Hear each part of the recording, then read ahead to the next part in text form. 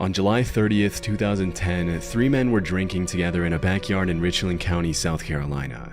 The names of the men were Leslie Todd Parvin, Edgar Lopez, and Pablo Gutierrez Guzman. At some point in the afternoon, an argument broke out between the 3 men, and Leslie ended up pulling a handgun from his waistband and taking the lives of the 2 other men. It's unclear exactly what sparked the argument between the 3 men, but immediately after the shooting, Parvin fled to Louisiana in his green Kia minivan. Once there, he shaved his head and destroyed both the gun he had used to take the lives of his 2 victims as well as the minivan. For a few days, Parvin managed to elude the authorities, but pretty soon the cops started scanning through license plate records of all green Kia vans registered in Louisiana. According to investigation documents, after the double murder, a witness had reported a partial tag of Parvin's minivan to the police. And a couple days later, on a whim, the cops plugged the suspect's address into Google Maps Street View, and sure enough found a green minivan parked in front of his house with the license plates and description matching what the witness had told them. With that kind of evidence stacked against him, it was pretty much all over for Parvin. And on August 19th, a relative brought him back to his home in the Windsor Lake area, where he was promptly arrested on 2 charges of murder and later sentenced to 35 years in prison.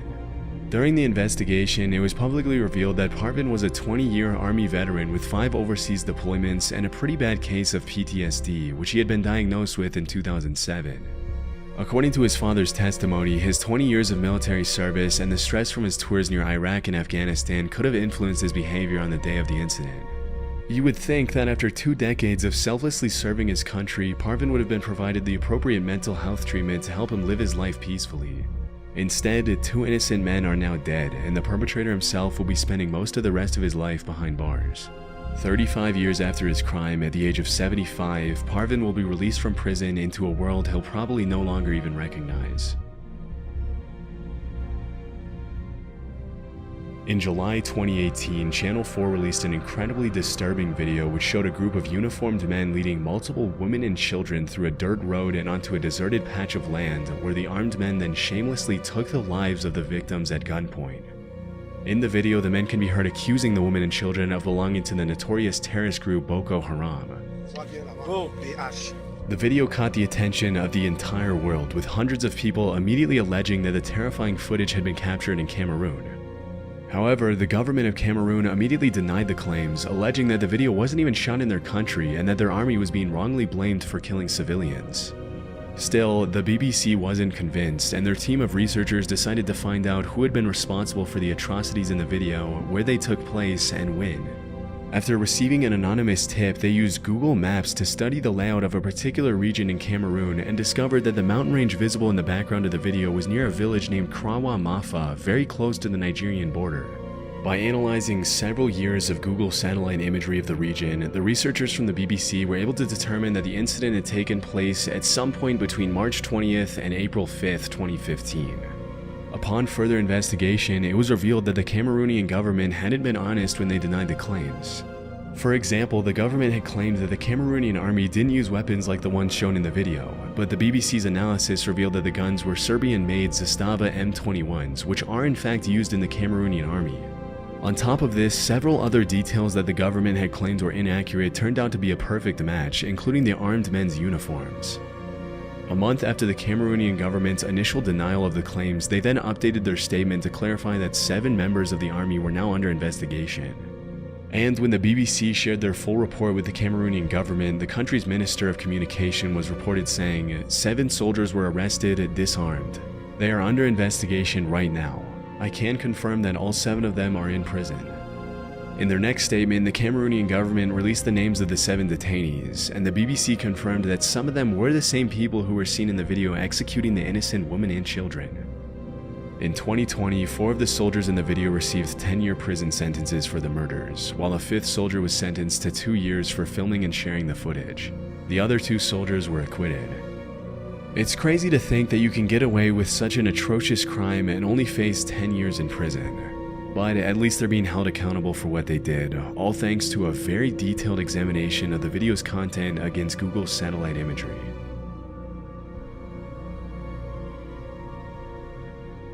Between 2010 and 2011, 11 bodies were found near Gilgo Beach on the south shore of Long Island between Nassau and Suffolk counties. Most of the bodies belonged to female escorts whose lives had been taken as early as 1993. But it wasn't until 2023 that they finally managed to arrest Rex Hyman, a 60-year-old architect and father of two, and connect him to the crimes through DNA evidence, cell phone records, and the links between his Chevy Avalanche and the crimes. After his arrest, Rex was charged with the deaths of 4 women. And later, he was charged with the deaths of 2 other women after DNA evidence linked him to the crimes.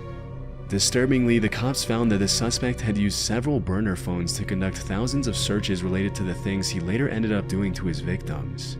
And to seal Hyman's fate, they also found a huge Word document on his hard drive in his basement, in which Rex had planned out the murders of his victims in very explicit detail. Shockingly, the document included checklists that outlined the steps he needed to complete before, during, and after his killings. Based on court evidence, Hyman started committing these crimes as early as 1993, and if found guilty, he'll be facing multiple consecutive life sentences in prison.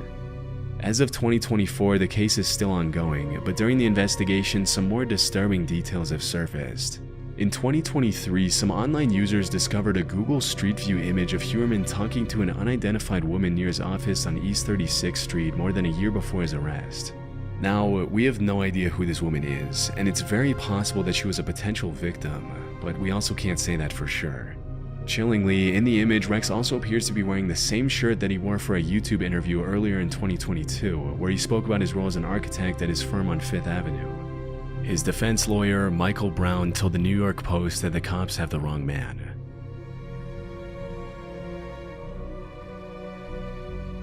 In September 2008, a 14-year-old Dutch boy was riding his bike in the town of Groningen, about 110 miles northeast of Amsterdam, when suddenly 2 young men walked behind him, dragged him off his bike, and robbed him of €165 and his phone. For several months, the cops failed to find the suspects, as no witnesses came forward and they only had the boy's description of the muggers to go on. In March of the following year, the victim went on his computer and started surfing Google Maps Street View, looking at the location where he'd been mugged around 6 months earlier. To his surprise, the Street View car had captured the 2 men walking up behind him in the moments before the crime. As is usually the case with these images, the faces of the 2 muggers and the victim were blurred, but the boy immediately called the cops and informed them of the new development in the case. With the Street View pictures in hand, the authorities asked Google to hand over the unblurred version of the images to help identify the suspects. Interestingly, as soon as they got the unblurred images, the investigators recognized one of the muggers from a previous crime, and the other suspect was identified as the first mugger's twin brother. After confirming their identity, the Dutch police were able to track down and arrest the twins, but I wasn't able to find official confirmation that they were charged and sentenced. It's unclear if the boy ever got his phone and money back. 30-year-old Kim Wall was an award-winning Swedish journalist who traveled all over the world to cover stories on social justice. Throughout her career, her reporting took her to countries like Uganda, Cuba, the Marshall Islands, and Kenya, with her work often being featured in prestigious journals like the New York Times, the South China Morning Post, and the Atlantic. In 2017, while she was in Copenhagen with her boyfriend, she met Peter Madsen, a brilliant Danish inventor and self-taught engineer who had built his own submarine, designed his own rockets, and had plans to launch himself into space in the near future. On August 10th of that year, Peter Madsen took Kim Wall on a trip off the Copenhagen coast in his homemade submarine, the NC-3 Nautilus, for a brief interview. Sadly, after that trip, Kim Wall was never seen again. When she didn't come back later that day, her partner reported her missing and an official investigation was officially launched. Just a few days later, on the 21st of August, a passing cyclist found parts of her body washed up on the beach close to where she had gone missing. And about a month and a half later, the rest of her body was found in multiple different weighted down bags by police divers. During the investigation, Madsen was brought in for questioning, but he denied having anything to do with the state of her body. He instead claimed that Kim Wall had died after being accidentally hit on the head by the hatch of the submarine. Strangely, he later ended up changing his account of the events and claimed that Wall had died after inhaling toxic fumes. Although no trace of toxic fumes was found in her system, the authorities did find 15 stab wounds on Kim's body. After being held in police custody for a while, Madsen eventually confessed that he had murdered Wall and then thrown her separate body parts into the Baltic Sea. In April 2018, Peter Madsen was convicted on 3 separate charges and was sentenced to life in prison, where he's been spending his days for the past 6 years. In 2021, Madsen ended up receiving an additional 21 months in prison for staging a bomb threat in an extremely elaborate escape attempt. Fortunately, he was recaptured soon after and was brought back to his cell. One of the things that's interesting about this case is that Peter Madsen had been captured by the Google Maps Street View camera climbing into his submarine. Chillingly, when he confessed to the murder, he mentioned that his intention was never to take Kim Wall's life, but rather to sink the Nautilus forever, even if it meant that both he and the innocent journalist would die inside.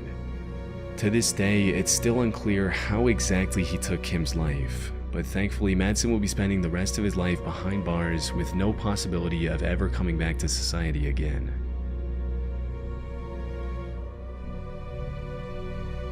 Porto Rotondo is a district in Sardinia known for its imposing mansions, sandy beaches, and elegant shops and restaurants. In 2002, an Italian businessman sold his villa in Porto Rotondo for €280,000. Due to the comparatively low value of the transaction, the sale immediately raised a red flag for the authorities, and the finance police in Italy ended up using Google Earth as part of their investigation into the property. One important detail about the villa in question is that it allegedly had a swimming pool with a very particular shape, which the cops used to guide their search for the villa using satellite imagery.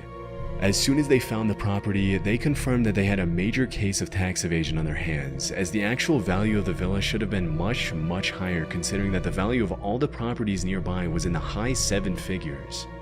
With enough evidence from Google's satellite imagery to confirm that the unidentified businessman had indeed committed tax fraud, the finance police then checked the suspect's bank accounts and discovered €7 million in unreported deposits spanning several years.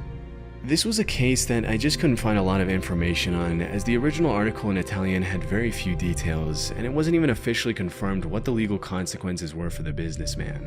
Still, it's probably safe to assume that his assets were seized, and due to the crazy amount of unreported cash, it's likely that he spent at least a few years in jail.